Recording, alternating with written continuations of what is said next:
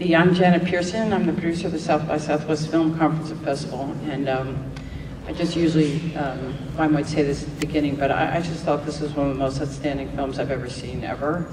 And it's a subject that matters enormously to me, and I can't imagine a better handling of it. And it was just, we were so moved, and it sort of meant so much to us, just as I look at a lot of films, I make a lot of decisions, and this was the one that I needed to show here.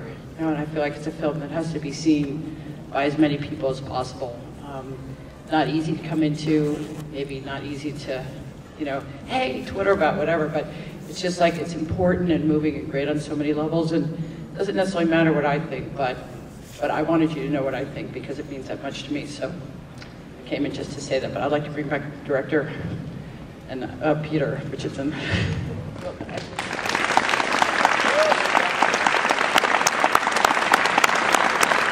Thank you all again for coming out, and thank you, Janet, for having the film here. It's just a really great honor to be at South by Southwest, and thank you again for, I guess, having the courage to come out to see the film. I know that it's not easy subject matter, so I really appreciate you coming out. So if there are any questions in the audience, I'd be happy to ask. Yeah, go ahead.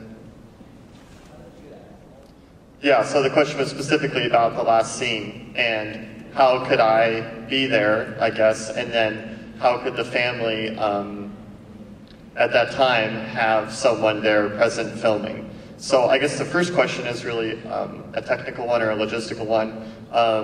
The crew really just consisted of myself. I was inside their apartment filming, as you saw, basically the kitchen area, everything outside of the bedroom. And then there were 2 cameras set up outside the window that were just running, set up on tripods. And my associate producer, Sophie Harris, was out there basically with those cameras. So all that's to say that there was a very minimal presence for me, and that's kind of the way I filmed the entire documentary, was just essentially myself doing my own sound. So there was a really minimal footprint. And in terms of my presence on that day, that was something that Cody and I discussed 2 days before on Saturday for the first time. So whether I would in fact be present to film that day and how that would happen.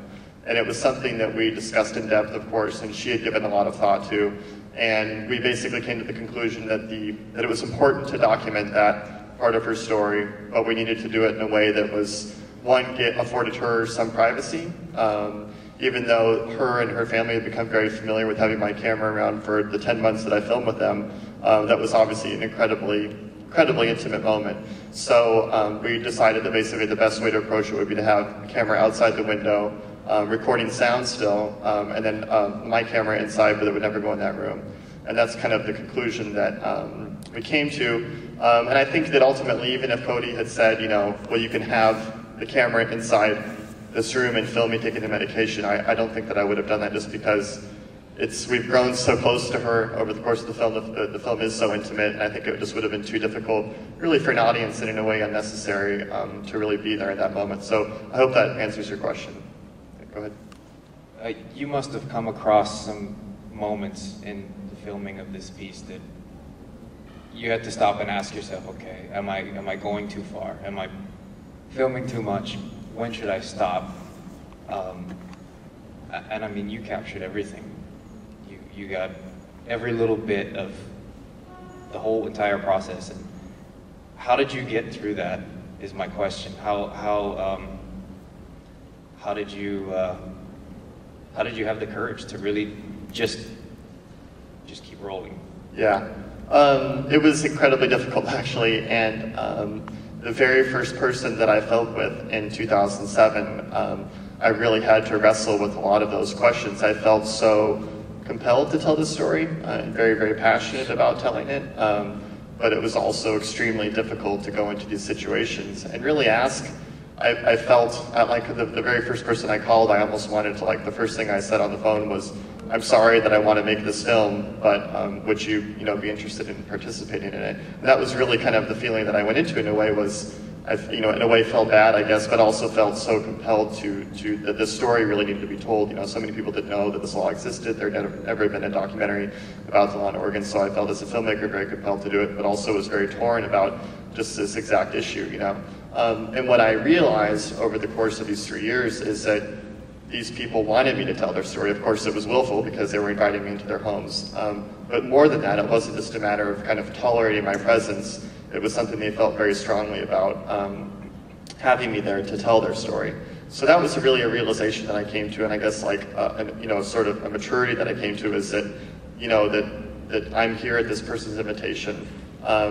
And it's my duty as a filmmaker to always ask to be there, even at very difficult times, because it's my responsibility to tell their story in a very complete way, an unflinchy way, and I think in an uncensored way to a certain degree. And of course, it was always their position to say, well, no, you can't be here for this or can't be here for that, and that definitely happened.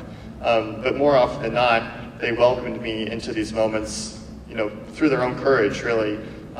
These very, very intimate moments, because I think they had the wisdom to understand that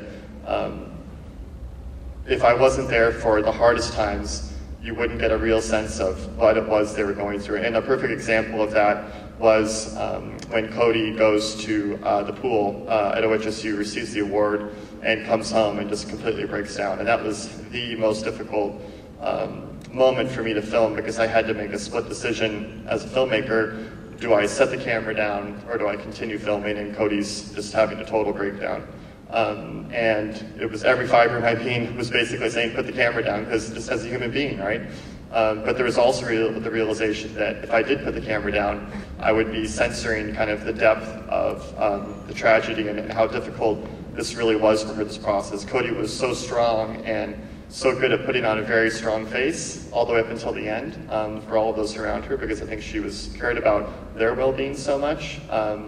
And so, had I put the camera down there, you wouldn't have really had an understanding of, the depth of what she was really going through. And then that moment where she couldn't be, this magnanimous person, and you had seen her just in the prior scene, saying hi to friends. It's almost like, gosh, is she really, could this person really be, dying of, terminal cancer? And she was, and so that was one of those moments where you wrestle with that, your own presence, and whether it's appropriate for you as a human being or a filmmaker to film that moment, but you also, feel this duty and this responsibility to this individual to tell their lives. And Cody knew I was there. She's a very, very bright person. I'm feet from her, and obviously if she had said, Peter, put the camera down, what are you doing? But there was an understanding there, and I think she understood that I needed to be there and film that. And there were other times, that you hear Stan talking about some of the other symptoms she's experiencing, and those aren't in the film, and I wasn't present for those, so I wasn't there for everything, for the worst of it. And there is a sort of, a dignity aspect to that, I think, for her.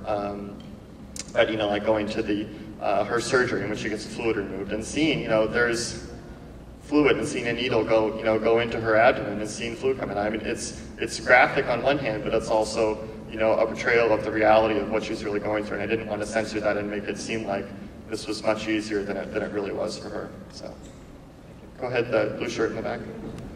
The question was, whether my filmmaking influenced her decision, and in either direction. Yeah, and that was, another issue that I grappled with ethically as a filmmaker going into these situations. Would there be an expectation, or would someone feel almost that they needed to complete a narrative in a way would that affect their decision? And ultimately, of the 16 people that I filmed with, only 3 actually took the medication. So statistically, I think it's about 60% of the people in Oregon who get the medication actually take it. So there's that kind of statistic. And I think specifically in Cody's case, she was very, very reluctant. First of all, she was a very strong-willed person and very intelligent, and I think that she was very much able to kind of put my film, she felt it was important, but it was not going to influence her decision to take the medication. And I believe that just as knowing her as a person. And secondly, I think that you see this in the film, that she didn't want to take the medication. As she told Dr. Morris, as Dr. Morris was describing to her what a possible death without the medication could look like in the doctor's office, saying you get these really high fevers, these violent shakes. And Cody's amazingly saying, well, that doesn't sound too bad. Because she didn't want to have to make that choice, because I didn't think she wanted to have to make that choice for her children and to say goodbye. She really would have liked to, as she said, just drift off. So I think ultimately it was one that she only made when it was very clear to her that it was going to be a very, very difficult road out those last, however long it would have been, 4 weeks, 6 weeks, 8 weeks, maybe something in that range. So I don't think that the filming, but certainly a valid question. Go ahead. How did you come to this topic? The question was how I came to this topic. The inspiration for the film actually came in 2006. It was actually the day, coincidentally, that I was leaving for Sundance with my first film, which was also another Oregon story. And it was actually that day that the Supreme Court upheld Oregon's law. It had been challenged by the Bush administration, went all the way to the Supreme Court and was upheld by the Supreme Court in a split decision, 2006. And literally it was that morning that I was leaving for the festival, saw the newspaper with this headline, and just knew that that would be the next film I would make. I was living in Oregon at the time, and understood that this was a film that hadn't been made. There's probably a reason for that, because it would be an extremely difficult film to make. One, it would be very difficult to get financed, most likely, and it would need to be made over probably a very long period. The film took me about 4 years to make, and probably by an Oregon filmmaker, you would just have to be there all the time, on call, almost like a physician, basically, because, of course, you're dealing with people with terminal diagnosis, and things can change very, very quickly. Yeah, the question was what kind of equipment did I use, and did I use equipment to minimize my presence? And I used, for cameras, I used just a variety of Panasonic cameras, all shooting the P2 memory cards. And the single most important kind of piece of equipment I used to minimize my presence was I used a shoulder-mounted Panasonic camera that had wireless inputs, so I could record 4 discrete audio channels. So like the doctor's office scenes, normally, to record that many people discreetly, you would need a sound recordist in the room. But the room was extremely small, and it was, of course, a very, very intimate setting. So by using that camera, I was able to record everyone with their own individual wireless lav mic directly into camera and not have a sound recordist. So I was the only person in the room. Yeah, the question was, were there moments when in the making of the film that I cried?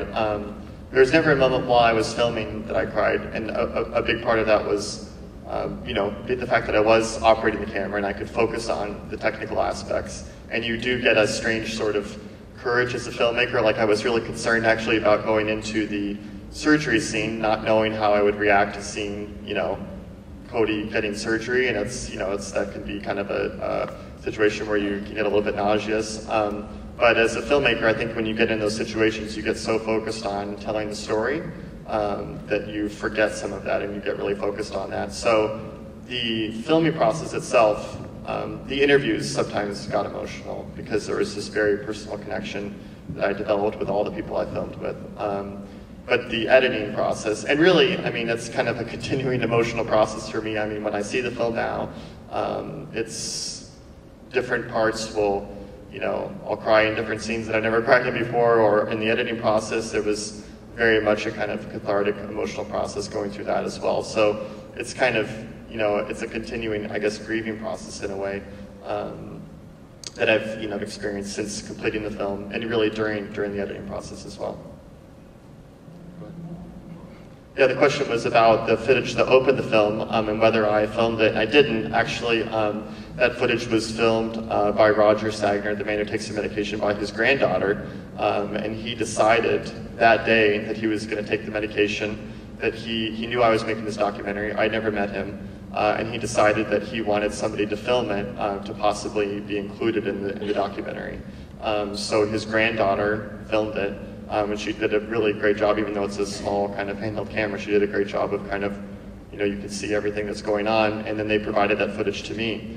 And I knew fairly on in the making of the film that if I did have footage like that, that I would probably open the film with that, just to kind of address this elephant in the room, if you will, and to disarm, in a way, you will, this question of, well, will we see someone take the medication? Because I felt that it would be almost manipulative to kind of have the film go on and then build up to this final scene where you finally see someone taking it. And I kind of wanted to address, yes, this is going to happen, and let's just kind of put that out there, and also announce that this is going to be a very direct and kind of unflinching look at death and dying, and also the organ loss specifically.